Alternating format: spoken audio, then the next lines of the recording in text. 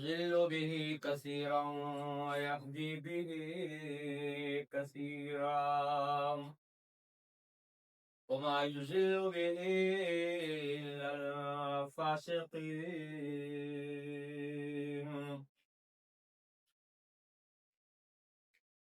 اس آیات کے متعلق مفسرین نے بہت کچھ لکھا ہے، لیکن میں ایک مفسر ہوں، اس کے متعلق کچھ بیان کرنا، عرض کرنا مناسب حال سمجھتا ہوں۔ یضل به فعل لایا، فعل مضارع لایا، فعل مضارع فعل تجدد پر دلالت کرتا ہے، اور یہدی کو بھی فعل مضارع لایا مصدر کو چھوڑ کر، حالانکہ اس طرح یضل به اضلالا کثیرا و اهداء کثیرا، مصدری معنی کو چھوڑ کر فعل لایا، فعل مضارع لایا تاکہ تجدد اور اس طرح استبراء پر، تجدد پر دلالت کرے۔ نہیں، وما یضل به الا الفاسقین، مگر فاسق ہی گمراہ ہوتے۔ یضل به، اس کی مثال، قرآن کی مثال وہ بارش کے قطرے کی طرح ہے، بارش کی بوند ہے۔ جب یہ بارش کا بوند جو ہے سیپی میں گر جاتا ہے تو موتی بن جاتا ہے، اور یہی قطرہ جب اژدہا سانپ کے دھاڑوں میں اور اس طرح دھانتوں میں گر جاتا ہے تو وہ زہر بن جاتا ہے۔ تو اس آیات کے تحت ایک مفسر نے لکھا ہے، فرماتا ہے یضل به کثیرا ویہدی به کثیرا۔ قرآن کے ذریعے سے بہت سے لوگ گمراہی کا شکار ہو جاتے اور بہت لوگ یقین ہدایت پا لیتے۔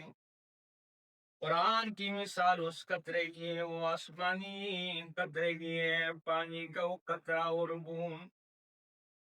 شاعر کہتا ہے بارش کی مثال اس بوند قطرے ہے، جب سیبے میں گر جائے تو موتی بن جاتا ہے، موتی بن جاتا ہے، اور جب سانپ کے منہ میں آ جاتا ہے تو زہر بن جاتا ہے۔ تو اس لیے قرآن سن کر بعض لوگ ابو بکر صدیق رضی اللہ تعالیٰ عنہ کو صدیق بنا دیا اور ابو جہل کو زندیق بنا دیا۔ یضل به کثیرا، جس طرح ابو جہل زندیق بن گیا اور ابو بکر میں اس نے سن کر وہ صدیق بن گیا۔ کماء القطر فی الاصداف درا، شاعر کیا کہتا ہے، کماء القطر فی الاصداف درا وفی صغر الافعی صار سما۔ قرآن کی مثال اس بوند کی طرح ہے، کماء القطر، جس طرح بارش کا کماء المطر، جس طرح بارش کا پانی ہے، فی الاصداف درا، سیپی میں جب گر جاتا ہے موتی بن جاتا ہے، وفی صغر الافعی صار سما، اور پھر دانت میں چلا جاتا ہے، انسان کے دڑ میں چلا جاتا ہے، اذا کا تو زہر بن جاتا ہے۔ اس لیے یضل به کثیرا ویہدی به کثیرا وما یضل به الا الفاسقین، گمراہ نہیں ہوتے مگر۔ اس لیے قرآن سن کر صدیق اکبر صدیق بن گیا، ابو جہل صدیق بن گیا۔